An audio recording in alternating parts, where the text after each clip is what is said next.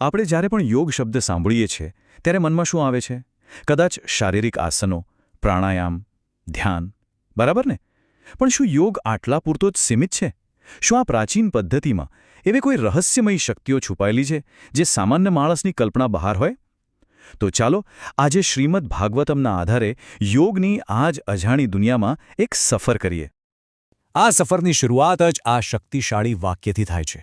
જુઓ, અહીં એકદમ સ્પષ્ટ કહેવાયું છે કે જ્યારે ધ્યાન અને સાધના ચરમ સીમા પર પહોંચે છે ત્યારે અસાધારણ ક્ષમતાઓ એટલે કે સિદ્ધિઓ આપોઆપ પ્રગટ થાય છે. પણ સવાલ એ છે કે આ સિદ્ધિઓ છે શું અને એને મેળવવાનો રસ્તો કયો છે? મોટાભાગના મહાન જ્ઞાનની શરૂઆત હંમેશા એક સારા પ્રશ્નથી જ થતી હોય છે. અહીં પણ કંઈક એવું જ છે.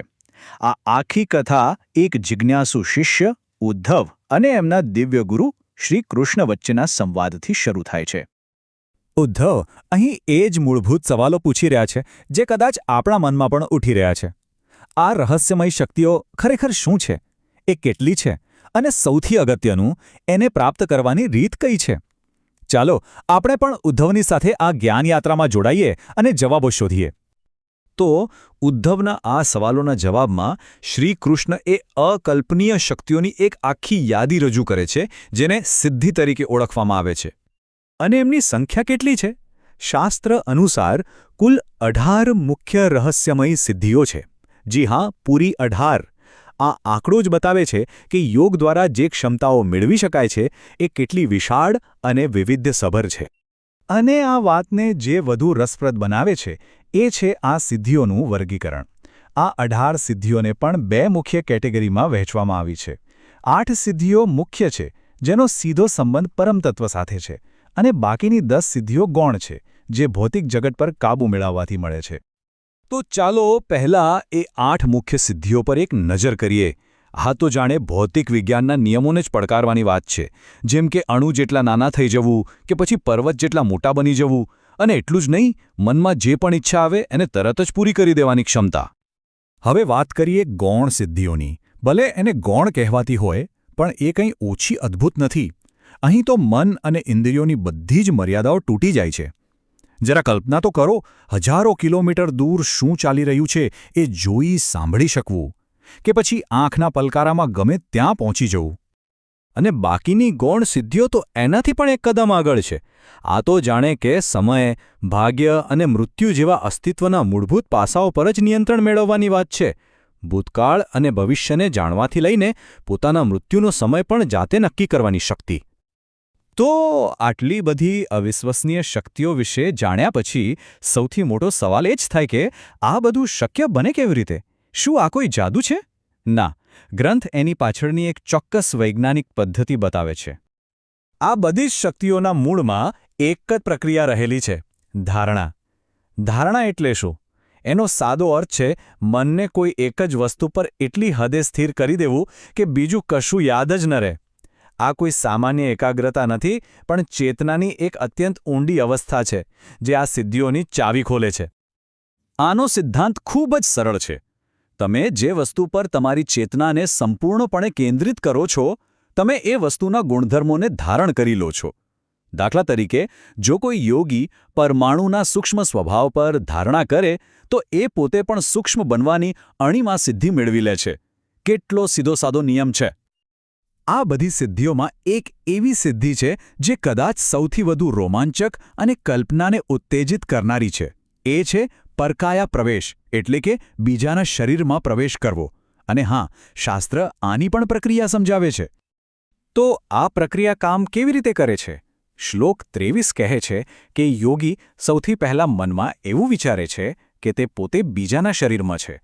પછી એ પોતાના શરીરનો મોહ છોડી દે છે અને એનો પ્રાણવાયુ એટલે કે જીવન ઊર્જા નવા શરીરમાં પ્રવેશે છે.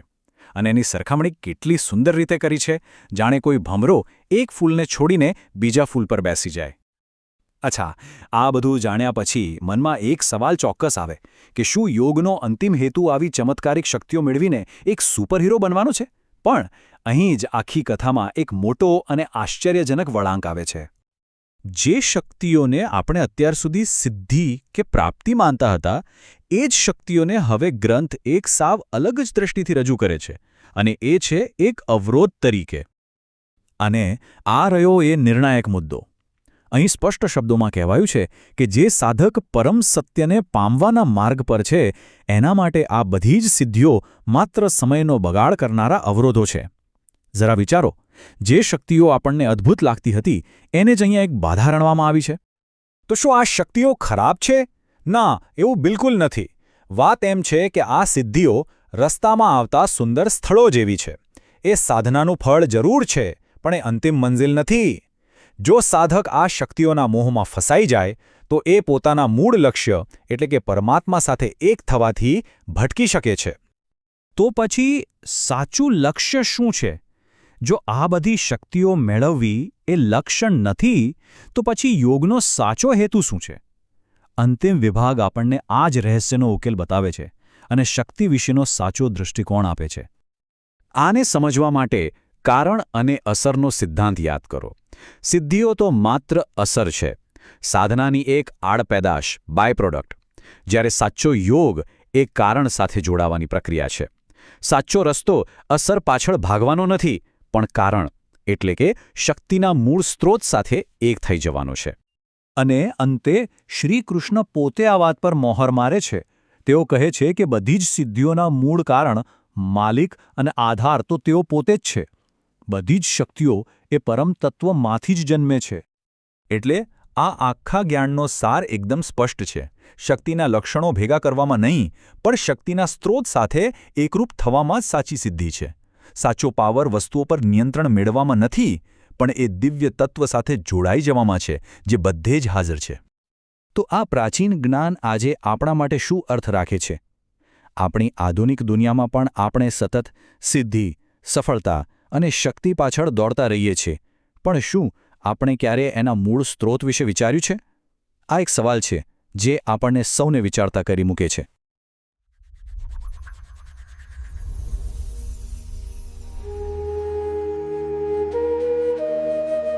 નમસ્કાર અને સ્વાગત છે આજની આ વિશેષ ચર્ચામાં. નમસ્કાર. આજે આપણે એક એવા વિષયમાં ઊંડા ઉતરી રહ્યા છીએ જે એટલે સદીઓથી રહસ્ય, આકર્ષણ અને ક્યારેક થોડો વિવાદનો વિષય પણ રહ્યો છે. યોગિક સિદ્ધિઓ. હા, બરાબર. અને આપણો મુખ્ય આધાર છે શ્રીમદ ભાગવત મહાપુરાણ. ખાસ કરીને એનો 11મો સ્કંદ, અધ્યાય 15. આ અધ્યાયમાં ભગવાન શ્રી કૃષ્ણ પોતે જ એમના પ્રિય ભક્ત અને મિત્ર ઉદ્ધવજીને આ અસાધારણ શક્તિઓ વિશે જ્ઞાન આપી રહ્યા છે. તો આપણી આજની આ ખોજ એ સમજવાની છે કે આ પ્રાચીન ગ્રંથમાં જે કહ્યું છે 8 મહાન અને 10 ગૌણ એમ કુલ 18 સિદ્ધિઓ એ શું છે? હા, શું તે માત્ર કલ્પના છે કે પછી ચેતનાની કોઈ ઊંચી અવસ્થાનું પરિણામ છે? અને સૌથી મહત્વનું, શાસ્ત્ર આ શક્તિઓ વિશે છેલ્લે શું કહે છે? એનો દૃષ્ટિકોણ શું છે? ખરેખર વિચાર તો કરો, હજારો વર્ષો પહેલા લખાયેલા ગ્રંથોમાં એવી વાતો છે જે આજના સાયન્સ ફિક્શન જેવી લાગે. બરાબર. અણુ જેવું સૂક્ષ્મ થવું, પર્વત જેવું વિશાળ બની જવું, મનની ગતિએ ઉડવું, બીજાના મનની વાત જાણી લેવી. આ કોઈ આમ કોમિક બુકની વાર્તા નથી, પણ યોગ દર્શનનો એક ગહન ભાગ છે. ચાલો તો શરૂઆત કરીએ ભગવાન શ્રી કૃષ્ણના મૂળ ઉપદેશથી.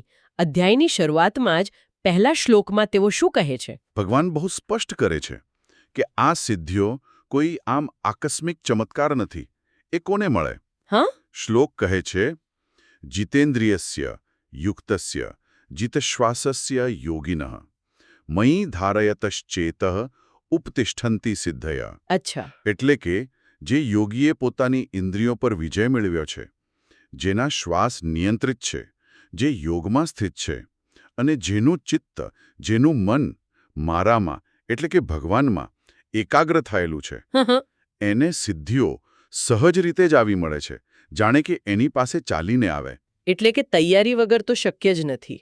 ઇન્દ્રિય સંયમ, પ્રાણાયામથી શ્વાસ પર કાબૂ અને ભગવાનમાં પૂરી શ્રદ્ધા અને એકાગ્રતા, આ પાયો છે એમને? બિલકુલ. આ કોઈ શોર્ટકટ નથી, પણ ઊંડી યોગ સાધનાનું આમ સ્વાભાવિક પરિણામ છે. બરાબર. આ સાંભળીને ઉદ્ધવજી જે આપણા બધા વતી પૂછી રહ્યા હોય એવું લાગે. હા એ સ્વાભાવિક પ્રશ્ન પૂછે છે. હા બીજા શ્લોકમાં એ પૂછે છે, હે અચ્યુત, કઈ ધારણાથી કઈ સિદ્ધિ મળે, તે કેવી રીતે મળે અને કુલ કેટલી સિદ્ધિઓ છે? કારણ કે આપ જ યોગીઓને સિદ્ધિ આપનારા છો. આ પ્રશ્ન જ આપણી આગળની ચર્ચાનો રસ્તો ખોલી આપે છે. અને ભગવાન જવાબ આપે છે.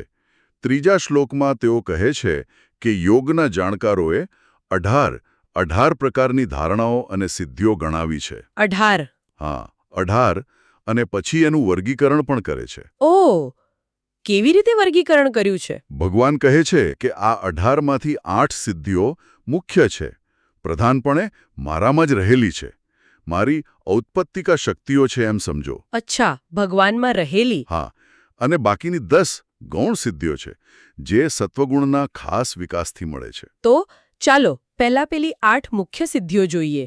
એ બધી 8 વિગતમાં જોવી પડશે કે મુખ્ય ઉદાહરણોથી સમજીશું? યાદી કદાચ લાંબી થઈ જાય. સારો મુદ્દો છે. બધી 8 ગણાવવા કરતાં આપણે થોડી એવી સિદ્ધિઓ સમજીએ જે એના સ્વરૂપનો ખ્યાલ આપે. હા, એ બરાબર રહેશે. શ્લોક 4 અને 5માં આ મુખ્ય સિદ્ધિઓનું વર્ણન છે. જેમ કે અણીમાં. અણીમાં. હા, શરીરને અણુ જેવું સૂક્ષ્મ બનાવી દેવાની શક્તિ. કલ્પના કરો કે કોઈ વ્યક્તિ નાનામાં નાની જગ્યામાંથી પણ નીકળી શકે. વાહ. પછી છે મહિમા. આ અણીમાંથી બરાબર ઉલટું, શરીરને પર્વત જેવું વિશાળ બનાવવાની ક્ષમતા. અને લઘીમાં, શરીરને એકદમ હલકું બનાવી દેવું, જાણે રૂનું પૂમડું. ગુરુત્વાકર્ષણની અસર ઓછી થાય, કદાચ હવામાં તરવા જેવું લાગે. અણીમાં, મહિમા, લઘીમાં, આ તો ભૌતિક શરીરના કદ અને વજન પર કાબૂ મેળવવાની વાત થઈ. બીજી કઈ મુખ્ય સિદ્ધિઓ છે? બીજી મહત્વની છે પ્રાપ્તિ. ઇન્દ્રિયો દ્વારા દૂર રહેલા પદાર્થોને પણ મેળવી લેવાની શક્તિ. એટલે કે? જાણે હાથ લાંબો કરીને અહીં બેઠા બેઠા દૂર પડેલી વસ્તુ લઈ લેવી. આ ઇન્દ્રિયોની શક્તિનો વિસ્તાર બતાવે છે. ગજબ.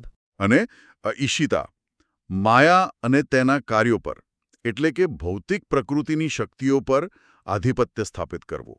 જાણે જગત પર નિયંત્રણ કરવાની શક્તિ. અહીંયા વાત ખરેખર રસપ્રદ બને છે.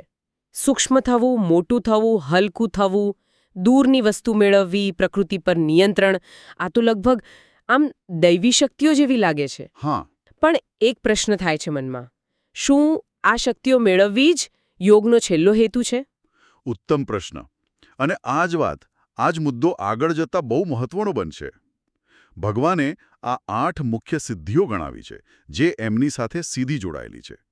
પણ શું તે અંતિમ લક્ષ્ય છે? એ આપણે આગળ જોઈશું. અત્યારે એટલું યાદ રાખીએ કે આ મુખ્ય સિદ્ધિઓ છે. બરાબર. હવે પેલી 10 ગૌણ સિદ્ધિઓ, જે સત્વગુણના વિકાસથી મળે છે એમ કહ્યું. શ્લોક 6, 7 અને 8માં એનું વર્ણન છે. એમાં પણ મુખ્ય ઉદાહરણો જોઈએ. ચોક્કસ. આ 10 સિદ્ધિઓ પણ કંઈ ઓછી અદ્ભુત નથી. જેમ કે અનુર્મિત્વમ, શરીરમાં ભૂખ, તરસ, શોક, મોહ, વૃદ્ધાવસ્થા અને મૃત્યુ, આ 6 ઉર્મિઓ કે વિકારોથી મુક્ત થઈ જવું, શરીર પર સંપૂર્ણ કાબૂ. એટલે કે વૃદ્ધાવસ્થા પણ નહીં? શાસ્ત્ર તો એમ જ કહે છે. પછી છે દૂરશ્રવણ દર્શનમ, હજારો માઇલ દૂર શું થઈ રહ્યું છે તે જોવું અને સાંભળવું. અત્યારે જેને ક્લેરવોયન્સ ને એવું કહે છે એના જેવું. હા, કંઈક અંશે સરખાવી શકાય.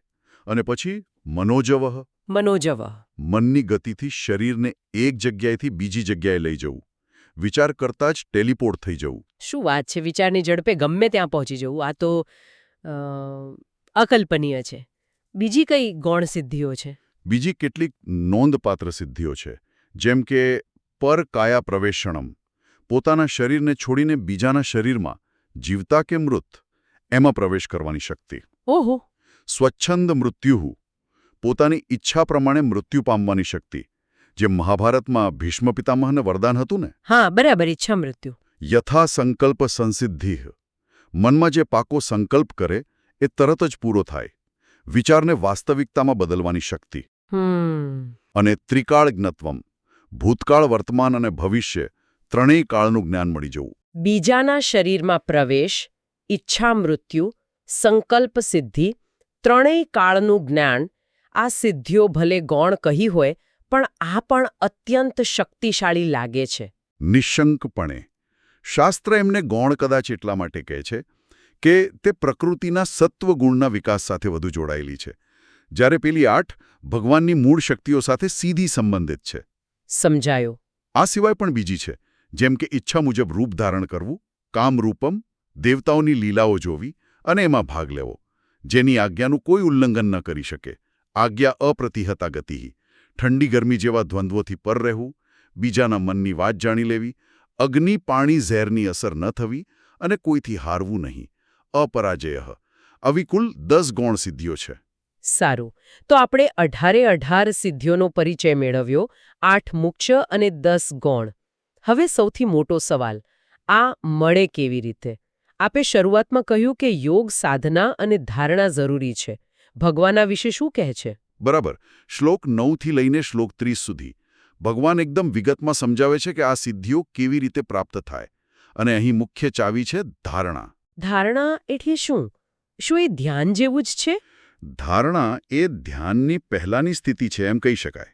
ધારણા એટલે મનને કોઈ એક વિષય, વસ્તુ, તત્વ કે પછી ભગવાનના કોઈ ખાસ સ્વરૂપ પર પૂરેપૂરું એકાગ્ર કરવું, સ્થિર કરવું. જેમ પેલું લેઝર બીમ હોય એમ? હા, બરાબર. જેમ લેઝર બીમ એક જ બિંદુ પર કેન્દ્રિત થાય તેમ ચિત્તને એક જ લક્ષ્ય પર સ્થિર કરવું એ ધારણા છે. ભગવાન સમજાવે છે કે કઈ સિદ્ધિ માટે કયા વિષય પર ધારણા કરવી. શું આપણે એમાંથી થોડા ઉદાહરણો જોઈ શકીએ? બધી ધારણાઓ વિગતમાં જોવી કદાચ શક્ય ન બને, પણ સિદ્ધાંત સમજવા માટે કેટલાક ઉદાહરણો કામ લાગશે. જેમ કે પેલી અણિમા સિદ્ધિ માટે શેના પર ધારણા કરવાની? ચોક્કસ. શ્લોક 10 કહે છે કે અણિમા સિદ્ધિ માટે યોગીએ ભગવાનને પંચમહાભૂતોના સૂક્ષ્મતમ અંશ એટલે કે તન્માત્રા સ્વરૂપે ચિંતન કરવાનું છે. તન્માત્રા. હા, જ્યારે મન પદાર્થના પરમ સૂક્ષ્મ સ્વરૂપ પર, જે પરમાત્માનું જ એક રૂપ છે, એના પર સ્થિર થાય છે ત્યારે શરીરને સૂક્ષ્મ બનાવવાની શક્તિ પ્રગટ થાય છે. અહીં સૂક્ષ્મ જગત સાથે ચેતનાનું જોડાણ થાય છે. રસપ્રદ. અને આપણે જે પ્રાપ્તિ સિદ્ધિની વાત કરી, એટલે કે દૂરની વસ્તુ મેળવવાની શક્તિ, એના માટે શું કહ્યું છે? પ્રાપ્તિ સિદ્ધિ માટે શ્લોક 13 મુજબ મનને વૈકારિક અહંકાર તત્વ પર સ્થિર કરવાનું છે. વૈકારિક અહંકાર? હા, આ એ અહંકાર છે જેમાંથી આપણી ઇન્દ્રિયો ઉત્પન્ન થાય છે. જ્યારે યોગી આ મૂળ સ્ત્રોત પર, જે ભગવાનનું જ એક પાસું છે, એના પર ધારણા કરે છે, ત્યારે તેને બધી ઇન્દ્રિયો પર સ્વામિત્વ મળે છે અને તે દૂર રહેલા વિષયોને પણ ગ્રહણ કરી શકે છે. અને ઈશિતા સિદ્ધિ, પેલી માયા પર નિયંત્રણવાળી, તે કેવી રીતે મળે? ઈશિતા માટે શ્લોક 15 પ્રમાણે યોગીએ ભગવાનના એ સ્વરૂપ પર ધારણા કરવાની છે જે કાળ સ્વરૂપ છે અને ત્રણેય લોકના અધિપતિ છે, એટલે કે ભગવાન વિષ્ણુ. જ્યારે ચેતના સમય અને સૃષ્ટિના નિયંત્રક સ્વરૂપ સાથે જોડાય છે ત્યારે માયા અને તેના કાર્યો પર પ્રભુત્વ મેળવવાની શક્તિ આવે છે. આ ઉદાહરણો પરથી એક વાત તો સ્પષ્ટ થાય છે. દરેક સિદ્ધિ પાછળ એક ચોક્કસ પ્રકારની એકાગ્રતા, એક ચોક્કસ તત્વ કે ભગવાનના સ્વરૂપ સાથે ચેતનાનું જોડાણ જરૂરી છે. આ કોઈ આમ યાંત્રિક પ્રક્રિયા નથી, પણ ચેતનાના ઊંડાણની યાત્રા છે. તમે બિલકુલ સાચું પકડ્યું. શાસ્ત્ર આવી દરેક સિદ્ધિ માટે ખાસ ધારણા વર્ણવે છે. જેમ કે મહિમા માટે મહત્તત્વ પર, લઘિમા માટે પરમાણુ સ્વરૂપ પર, પ્રાકામ્ય માટે સૂત્રાત્મા પર, વશિતા માટે તુર્ય નામના નારાયણ સ્વરૂપ પર, એમ દરેક સિદ્ધિ માટે. હા.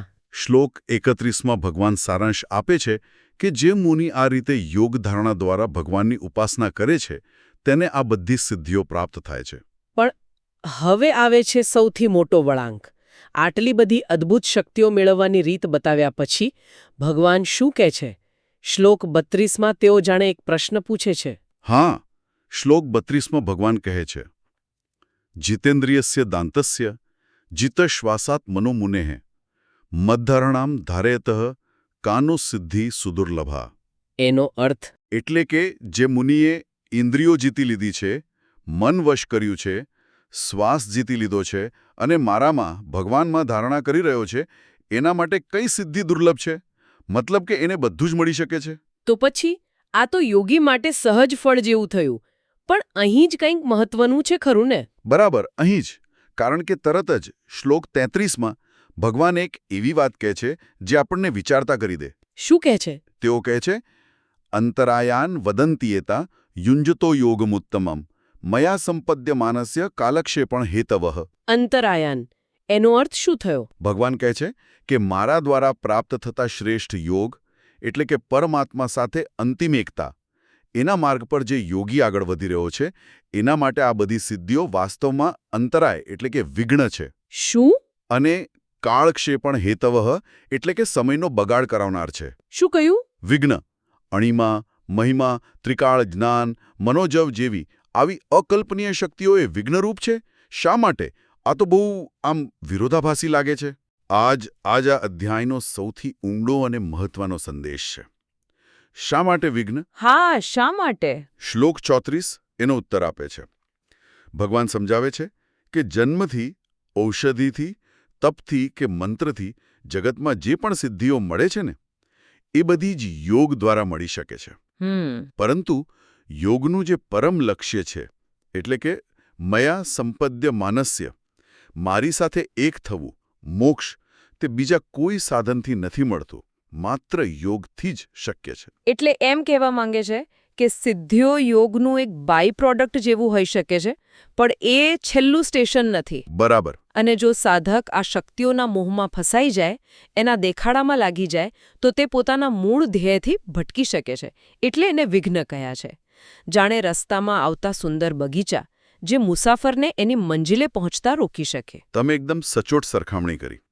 સિદ્ધિઓ એક પ્રકારનું પ્રલોભન બની શકે છે, લાલચ.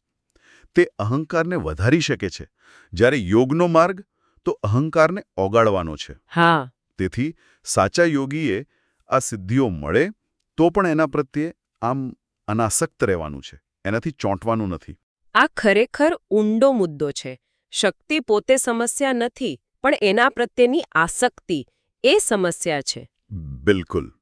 અને ભગવાન પોતાની સ્થિતિ વધુ સ્પષ્ટ કરે છે શ્લોક 35માં. તેઓ કહે છે, સર્વાસામપી સિદ્ધિનામ હેતુઃ પતિરહમ પ્રભુઃ અહમ યોગસ્ય સાંખ્યસ્ય ધર્મસ્ય બ્રહ્મવાદીનામ. એટલે કે હું જ બધી સિદ્ધિઓનો હેતુ, કારણ, સ્વામી અને પ્રભુ છું. હું જ યોગનો, સાંખ્યનો, ધર્મનો અને બ્રહ્મવાદીઓનો પણ આધાર છું. જો આપણે આને મોટા ચિત્ર સાથે જોડીએ તો ભગવાન કહે છે કે તમે શક્તિઓ પાછળ ન પડો.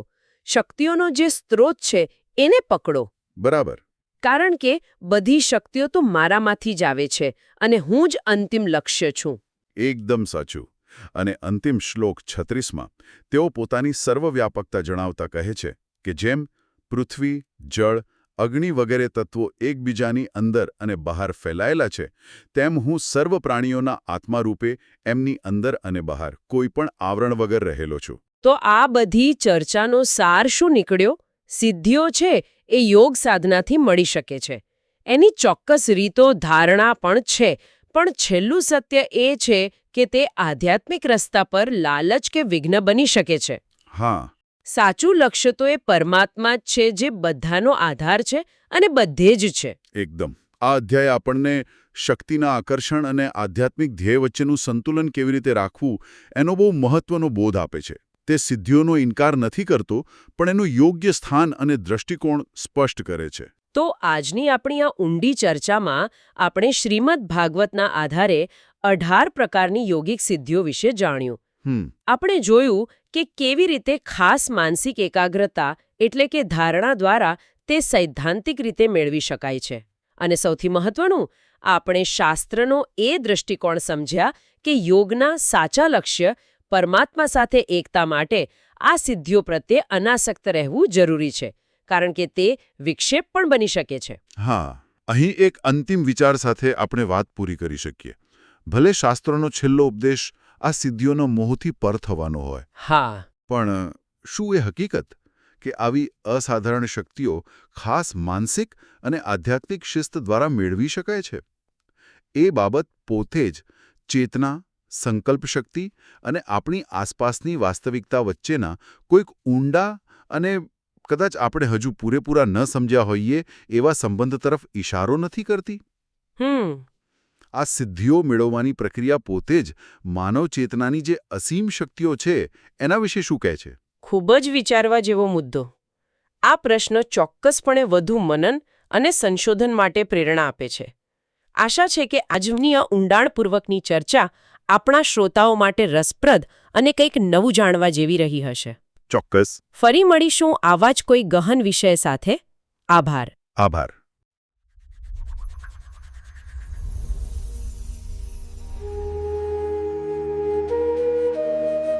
ધ ડિબેટમાં આપનું સ્વાગત છે.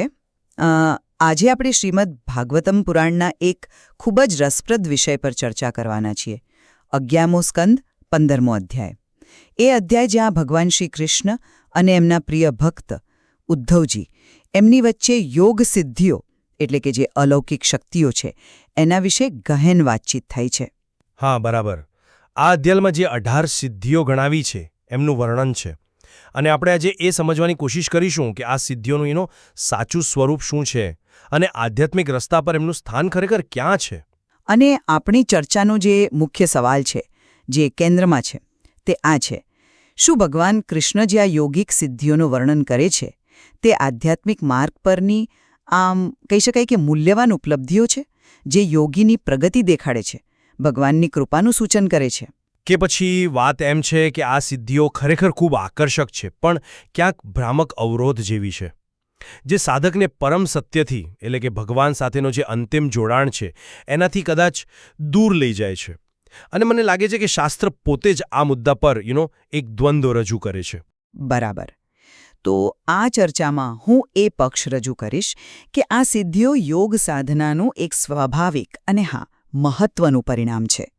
અને જો એને યોગ્ય રીતે સમજવામાં આવે તો એ પ્રગતિની નિશાની છે, ભગવાનની શક્તિનું જ એક પ્રગટીકરણ છે. અને હું એ દૃષ્ટિકોણ સામે મૂકીશ કે ભગવાનની જે સ્પષ્ટ ચેતવણી છે એ મુજબ આ સિદ્ધિઓ જે અંતિમ લક્ષ્યની શોધમાં છે એવા સાધક માટે ખરેખર ગંભીર અવરોધ બની શકે છે, સમયનો વ્યય કરાવી શકે છે. એટલે એમને અત્યંત સાવધાનીથી જોવી જોઈએ. મારી જે સ્થિતિ છે તેનો આધાર ભગવાનના પોતાના શબ્દો છે. જુઓ, અધ્યાયની શરૂઆતમાં જ પહેલા શ્લોકમાં ભગવાન સ્પષ્ટ કહે છે કે જે યોગીએ ઇન્દ્રિયો અને પ્રાણને વશ કર્યા છે અને જે પોતાના મનને મારામાં સ્થિર કરે છે એના માટે સિદ્ધિઓ સુલભ બને છે. શ્લોકમાં શબ્દ છે ઉપતિષ્ઠન્તિ સિદ્ધયઃ. સિદ્ધિઓ જાણે આવીને સામે ઊભી રહે છે. તો આ શું બતાવે છે? એ જ કે સિદ્ધિઓ કોઈ એમ જ નથી મળતી, પણ યોગ્ય સાધનાનું સીધું પરિણામ છે. અને આ કોઈ સામાન્ય શક્તિઓ નથી. ભગવાન 18 સિદ્ધિઓ ગણાવે છે અને એમાંથી જે 8 મુખ્ય છે, અણિમા, મહિમા, લઘિમા વગેરે, એના માટે તો શ્લોક 5માં સ્પષ્ટ કહ્યું છે મયી અષ્ટૌ ભગવત્યાજ્ઞે, એટલે કે મારામાં, ભગવાનમાં રહેલી 8. અને શ્લોક 3માં કહ્યું ઔત્પત્તિકા હિતાહા, તે સ્વાભાવિક છે. તેમને મત પ્રધાના પણ કહી, એટલે કે મારી સાથે મુખ્ય રીતે જોડાયેલી. હવે વિચારો, જો આ સિદ્ધિઓ ખાલી ભ્રમણા જ હોત તો ભગવાન એમને પોતાની સાથે આટલી નજીકથી કેમ જોડે? અને બીજું, આ સિદ્ધિઓ મેળવવાની જે રીત છે, શ્લોક 10થી 20 અને આગળ પણ, એ જુઓ, એ ભગવાનના અલગ અલગ સ્વરૂપો, ગુણો કે વિભૂતિઓ પર ધારણા એટલે કે ઊંડું ધ્યાન એનાથી મળે છે. જેમ કે ભગવાનના સૂક્ષ્મ પરમાણુ સ્વરૂપ પર ધ્યાન કરવાથી અણિમા મળે છે, શ્લોક 10, કે પછી ભગવાન વિષ્ણુ જે કાળ સ્વરૂપે બધાના નિયંત્રક છે એમના પર ધ્યાન કરવાથી ઈશિત્વ એટલે કે નિયંત્રણની શક્તિ મળે છે, શ્લોક 15. આ આખી પ્રક્રિયા જ બતાવે છે કે સિદ્ધિઓનું મૂળ ભગવાનમાં છે. અને છેલ્લે શ્લોક 35માં ભગવાન પોતાને શું કહે છે? સર્વાસામાપી સિદ્ધિનામ હેતુઃ પતિરહમ પ્રભુઃ. હું જ સર્વ સિદ્ધિઓનું કારણ, સ્વામી અને પ્રભુ છું. હવે જે વસ્તુ નકામી કે ભ્રામક હોય એના સ્વામી હોવાનું ગૌરવ ભગવાન લે ખરા? અને શ્લોક 32 કહે છે કે જે મુનિ ઇન્દ્રિયો, મન અને પ્રાણ જીતીને મારા સ્વરૂપનું ધ્યાન કરે છે એના માટે કંઈ પણ દુર્લભ નથી. તસ્ય કિમ કિમ દુર્લભમ મુનેઃ.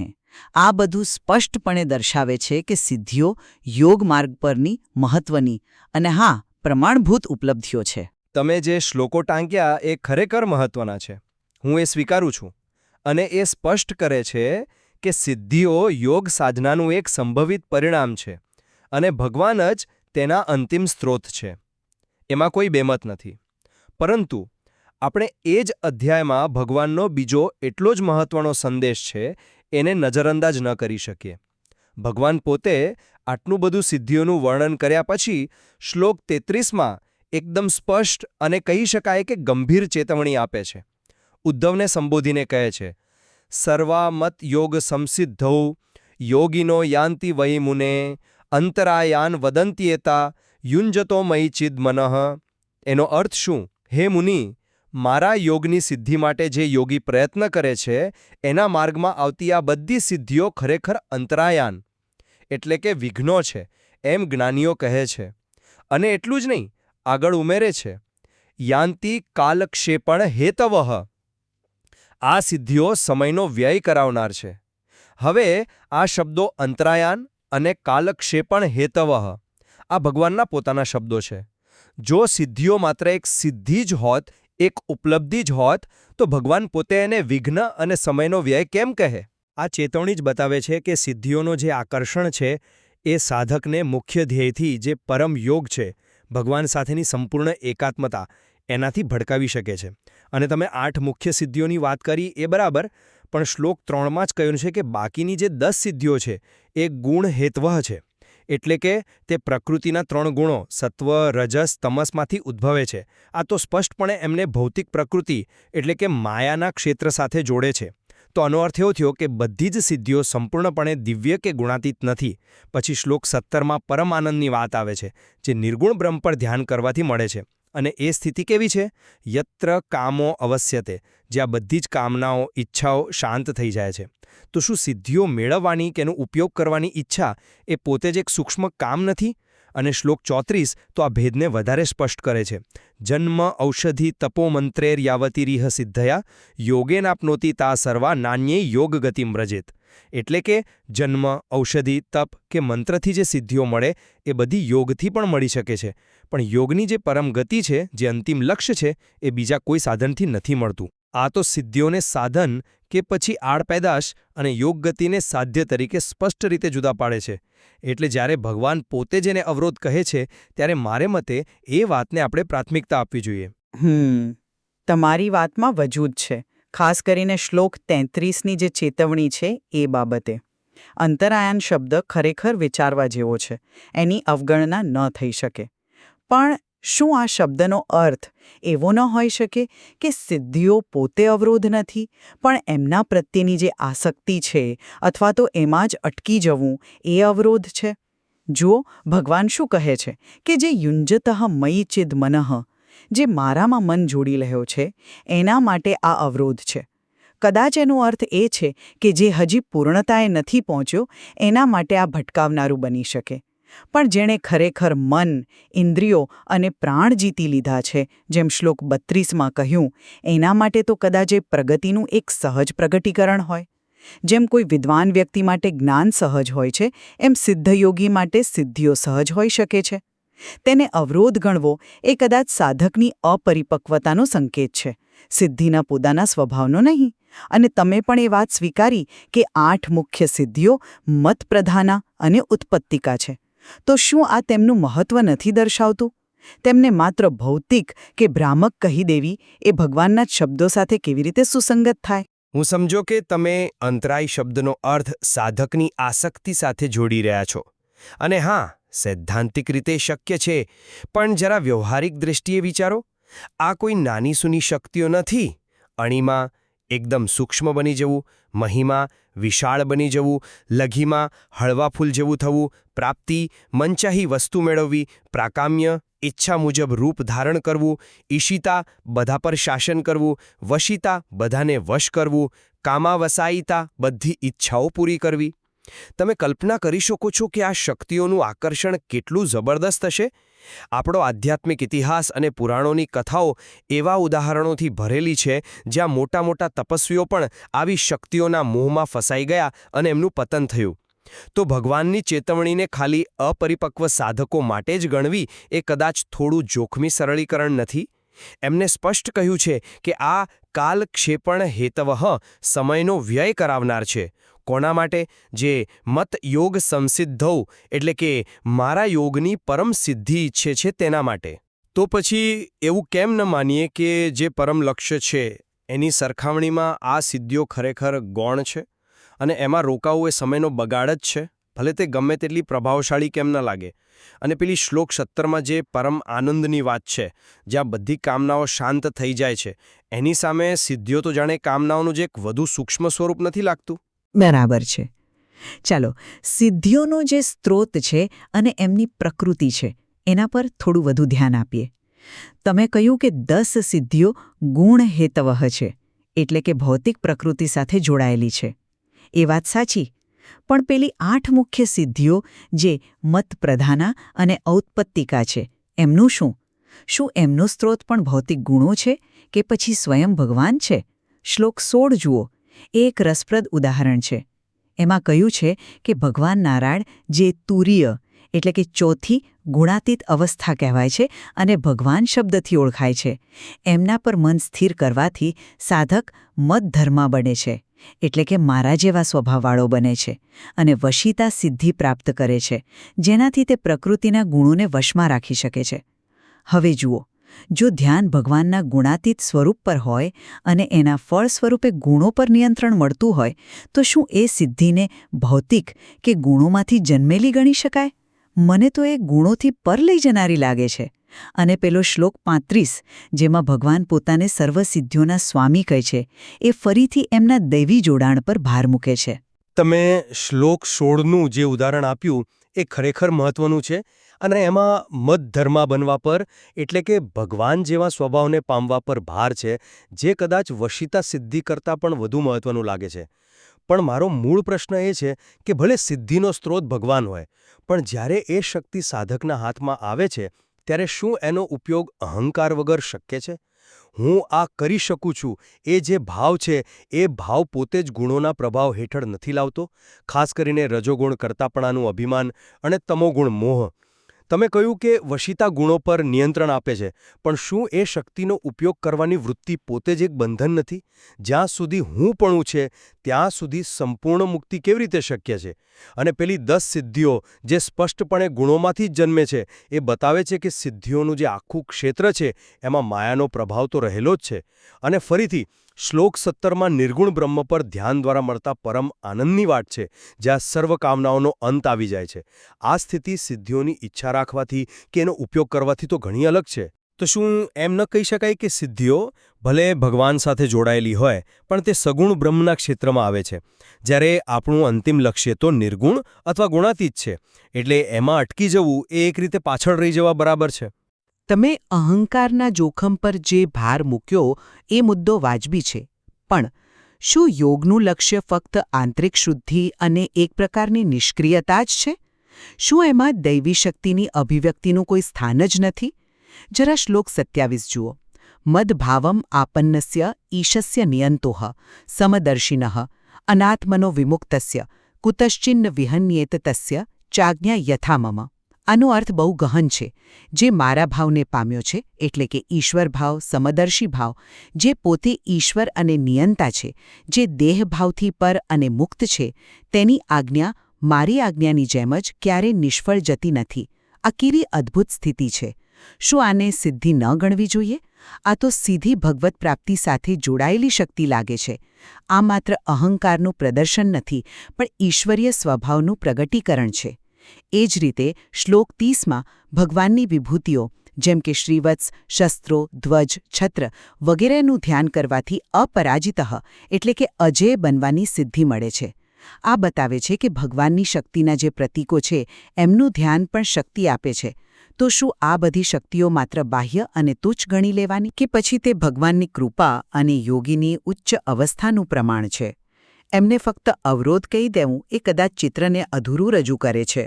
શ્લોક 27 અને 30 હા, ખરેખર ખૂબ ઊંડા અર્થવાળા છે, પણ એમાં પણ જરા ધ્યાનથી જુઓ. શ્લોક 27માં પહેલાં શું આવે છે?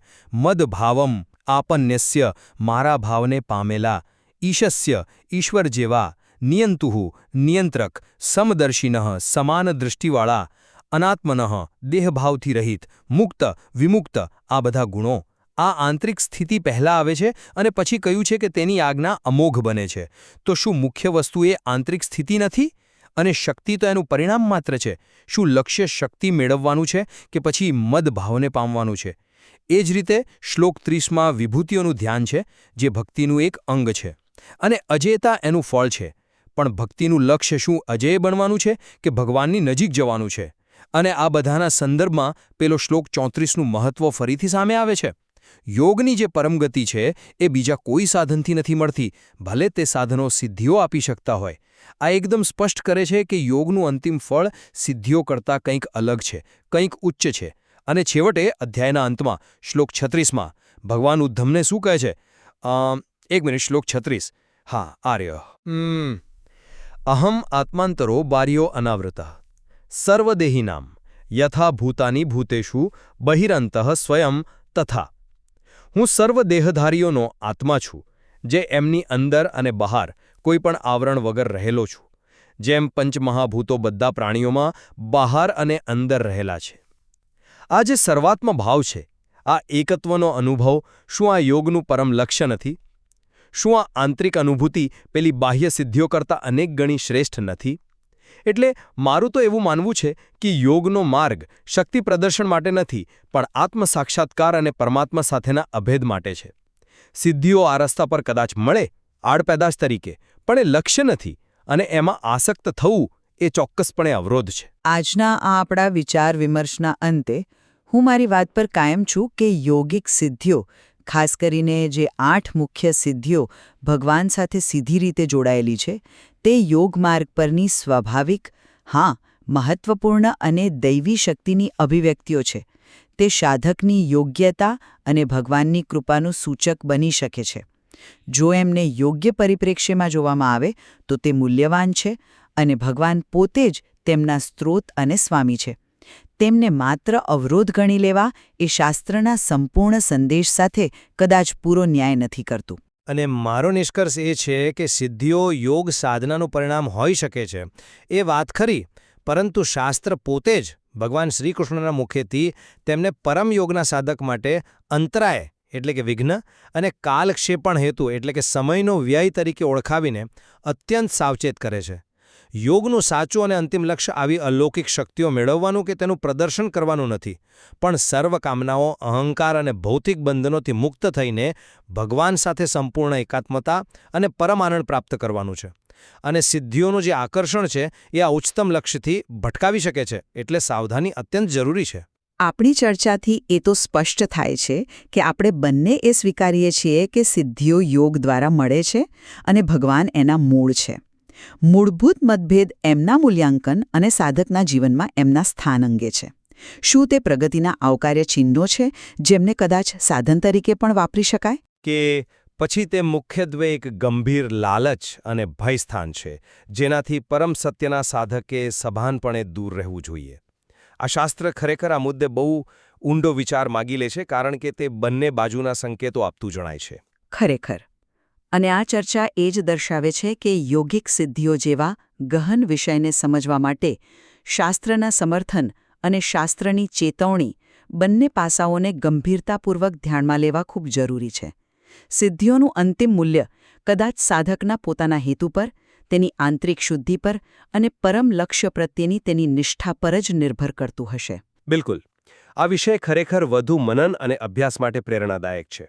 કયો દૃષ્ટિકોણ વધુ પ્રમાણભૂત લાગે છે તે અમે રજૂ કરેલા શાસ્ત્રીય તર્કના આધારે અમારા શ્રોતાઓએ સ્વયં વિચારવાનું રહેશે.